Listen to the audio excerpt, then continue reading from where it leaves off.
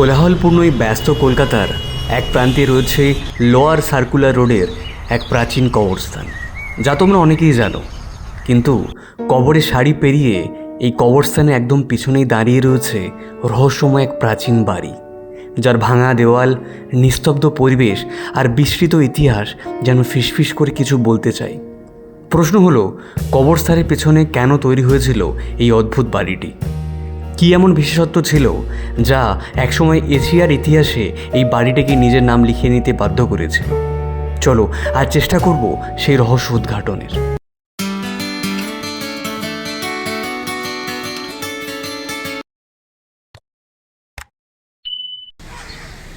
দূর থেকে দেখলে যেটাকে তোমরা অনেকে হয়তো ভাবছো এটা চার্চ, এটা কি কোনো কিন্তু চার্চ না। এটার গথিক স্ট্রাকচার দেখে মনে হতে পারে এটা কোনোটা চার্চ, আসলে এটা কোনো চার্চ না। তোমরা কি কখনো শুনেছো এটাকে যে কোনো খ্রিস্টানকে কখনো দাহ করা হয়েছে বা কোনোভাবে দাওয়া করা হতো? এই মুহূর্তে আমি দাঁড়িয়ে আছি কলকাতা, তো দূরের কথা, ইভেন এশিয়ারও ওয়ান অফ দ্য বেস্ট একটা এমন একটা জায়গা যেটা অনেক বিখ্যাত, এবং তোমরা জানলে অবাক হবে যে জায়গাটার কথা তোমরা অনেকে কেউ জানোই না। আমি দাঁড়িয়েছি এই মুহূর্তে এশিয়ার সবথেকে প্রথম গ্যাস ক্রিমেটেরিয়ামের সামনে দাঁড়িয়ে। ঠিক আছে, ক্রিমেটেরিয়াম কথার অর্থ হলো শ্মশান, মানে বেসিক্যালি যেখানে শবদেহকে দাহ করা হয়। এটা হচ্ছে সেই এশিয়ার প্রথম গ্যাস ক্রিমেটেরিয়াম। এই মুহূর্তে তোমরা আমার পেছনে যেটা দেখতে পাচ্ছ, এটা কলকাতা না, ইন্ডিয়া না, ইভেন এশিয়ার সবথেকে প্রথম গ্যাস ক্রিমেটেরিয়াম। ক্রিমেটেরিয়ামের কথার অর্থ হলো যেখানে শবদেহ দাহ্য করা হয়। তোমরা জানলে অবাক হবে, এই যে ক্রিমেটেরিয়ামটা দেখতে চার্চের মতো লাগলেও এটা অ্যাকচুয়ালি চার্চ না, এখানে ভেতরে শবদেহ দাহ করা হতো। আর এটা অ্যাকচুয়ালি বানানো হয়েছিল কিন্তু হিন্দুদের কোনো শবদেহ দাহন করার জন্য না, এটা বানানো হয়েছিল খ্রিশ্চানদের শবদেহ দাহন করার জন্য। দেখো, অনেক কষ্টে এই জায়গাটার খোঁজ পেয়েছি অ্যাকচুয়ালি, এবং এখানে ঢুকতেও অনেক কাঠখড় পড়াতে হয়েছে, কারণ এটা অ্যাকচুয়ালি লোয়ার সার্কুলার যে সিমেট্রি রয়েছে পার্ক স্ট্রিটের সারি একটা পার্ট বলতে পারো। কীভাবে তোমাকে বোঝাই দেখো, যদি আমি সামনে এগোই, দেখো এখানে শুধু কবরে ভর্তি, আর এইখানে রয়েছে, এখানে রয়েছে তোমার ওটা। তো এবার আমি ওই ক্রিমেটোরিয়ামের ভেতরে ঢুকছি, ভেতরটা তার তোমাদেরকে একবার দেখিয়ে দেবো। এরকম সামনে একটা পুরো গেট,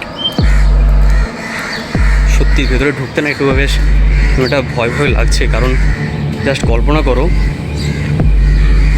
আজ থেকে প্রায় 100 বছর আগে এখানে সমস্ত খ্রিস্টানদের শব্দ এখানে দাহ করা হতো।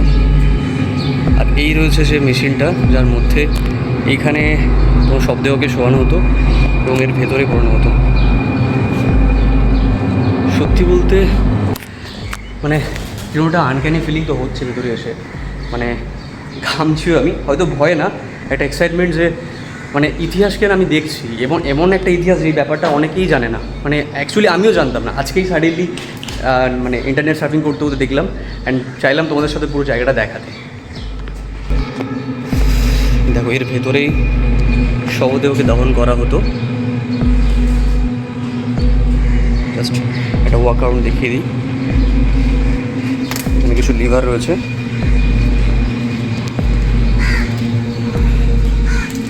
আর এটা হচ্ছে ব্যাক সাইড।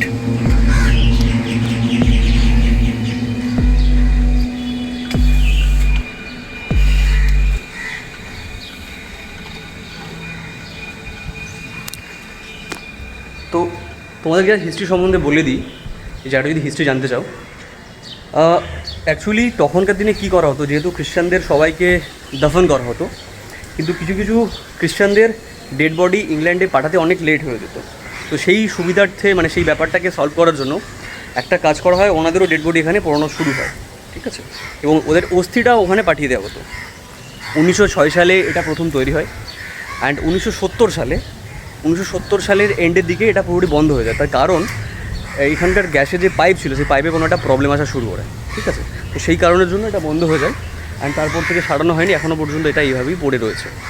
তো যদি কোনো হেরিটেজ কর্তৃপক্ষ দেখো যে আমার ভিডিও কারো কাছে যদি পৌঁছায়, আমি অন্তত রিকোয়েস্ট করবো জায়গাটা প্রপারলি যেন মেনটেন হোক, কারণ এটা ওয়ান অফ দ্য হেরিটেজ জায়গা আমাদের ইন্ডিয়ার এবং এশিয়ার মধ্যে যদি বলতে চাও। আর একটা ব্যাপার, এই জায়গাটাতে কিন্তু ওয়ান অফ দ্য বেস্ট একটা ক্যারেক্টার, মানে বলতে পারো বিজ্ঞানী, তিনি ছিলেন আচার্য জগদীশচন্দ্র বসু। ওনাকেও এখানে দাহ করা হয়েছিল।